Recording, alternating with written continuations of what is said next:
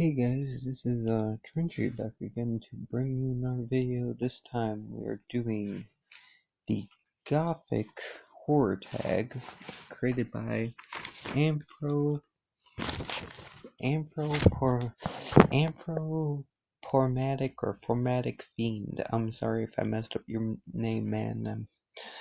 I'm sorry, man. But yeah, I was tagged by the Trashed Picture Show, aka Marty. So thank you for the tag, Marty, and yeah, we're gonna get into this. So number one is what. First question is what defines a horror film? The film or story is Gothic in your eyes. Okay, so Gothic's a very vast term. It has changed over the years. Like Goth has changed with the times. You can consider a lot of things goth. I consider Lost Boys to be gothic in a way, but I think gothic comes down to two things. Gothic's very dark and beautiful. It's dark, but it makes the darkness beautiful. I think of graveyards and mist and cobblestones and roses. Kind of like Lost Boys, you got the dark leather jackets and the Shangri-La cave. I see that as gothic. The graveyard from the old 30s Universal monster films, like the graveyards they used to have with the mist going through them, castles, cobblestones, very much in tune in the earth in a way, but just dark stuff, but beautiful. It makes the darkness beautiful in a way. Um, yeah, that's why I think when I think of Gothic horror. Two, what's your favorite Gothic horror film? I have to go with the 30s Dracula. I love the shadowing of the film. I love the dark cape. I love Bela Lugosi's performance. And the black and white just enhances it, makes the shadows stand out. It really make like the it makes the shadows, like I said, stand out. It makes the castles just the castles in that film just look so amazing, and I do love the black and white. Like I said, it just makes everything stand out more. Um, yeah, you can't really go wrong with Dracula, and that I would say Dracula's in my top 10 favorite movies of all time. So yeah, I have to go with Dracula for favorite Gothic horror film. For you, what's your favorite shit? Oh, what's your favorite adaptation of a piece of Gothic literature, and do you think it does the book justice? So I have to go with the from the anthology movie Extraordinary Tales. I have to go with the Fall of Usher House segment. I really love the animation of it. It's very well done. It's very creepy, very eerie, very gothic animation, and you have the legend Christopher Lee narrating, and you can't really go wrong with that. Christopher Lee's narration is on par, man. It's in very good form. Um, I think it does do justice. Yes, it misses some major plot points, but I think it really does do the book justice very much. I just think it's a very well done short. Very well done animation. You can find it on.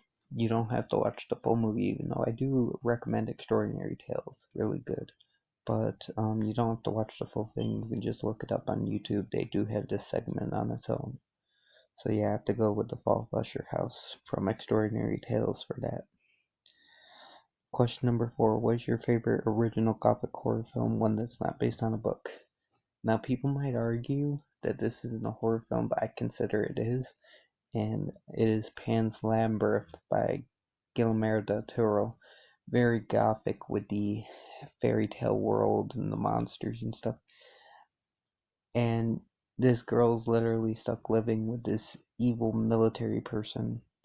It's not a Nazi. It's been a while since I watched it, but it's not a Nazi. I think it's like a Spanish, some evil military dude, and she has to escape into this world that she finds more beautiful, even though there's which is actually a common world into a magical world, but the magical world has Fred Astaire too, like to spin with eyes on its hands that try to eat her and shit.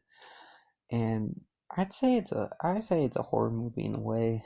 I know a lot of people wouldn't consider it would. I consider it. And yeah, it's really damn good. Fucking Pan's Labyrinth, man. Very well done, very gothic, and I really enjoy it. So yeah.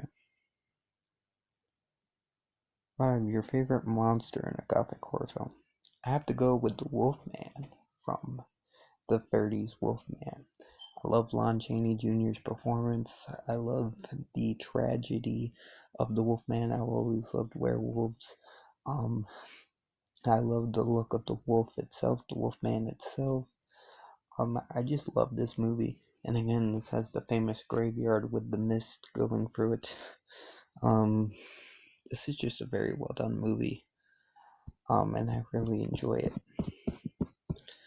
Um, so yeah, fucking the Wolfman. You can't really go with a better monster than the werewolf. Well, you could, but werewolf's my favorite type of monster. I just love the bestial side of it and how it's a metaphor for our animal side.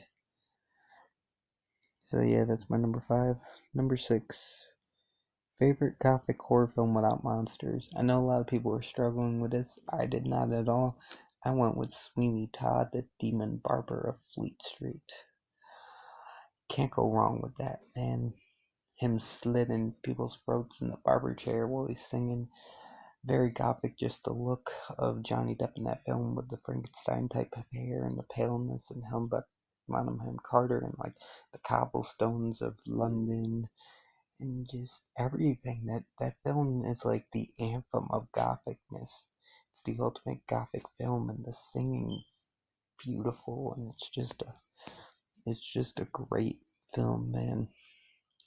Can't really go wrong with Sweeney Todd, the Demon Barber of Fleet Street.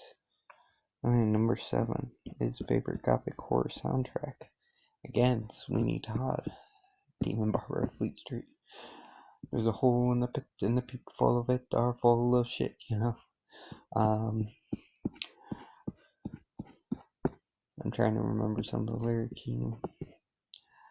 Have a little priest, isn't any good?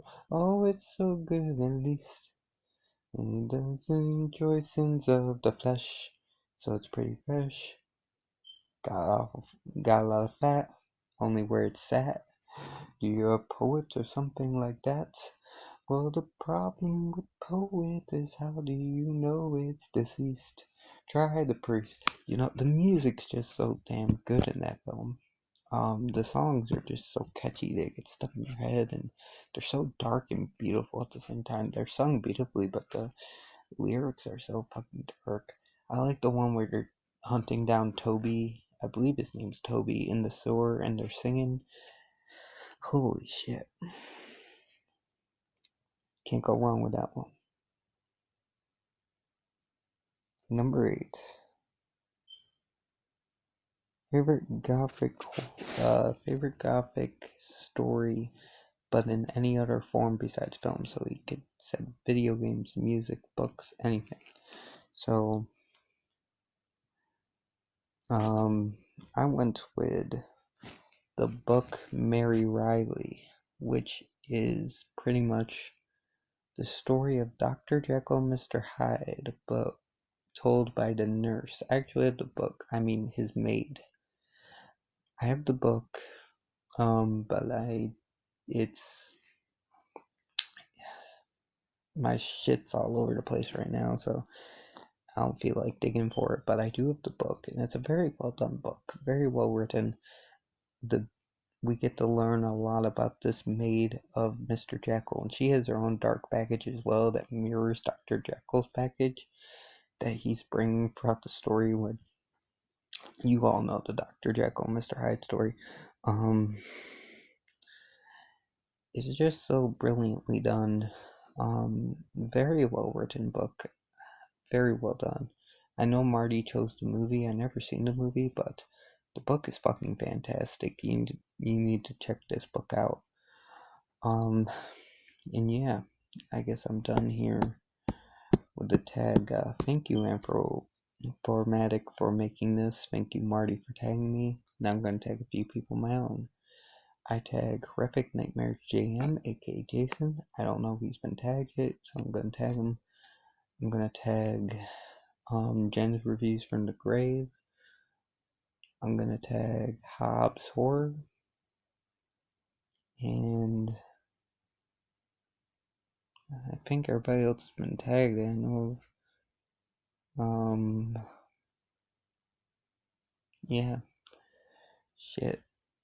Yeah, I'm gonna tag those three. I'll tag Broccoli Jolo Talks Movies. I don't know if he's been tagged. Yeah, those are my 4 tags. So I'm gonna call it here. I hope you guys have an Anthro's link will be down below. So will Marty's once I get them, which is the trash picture show. Once I get that figured out. You guys have a nice day. Stay frosty. This is Trenchy signing off. Beep up boop.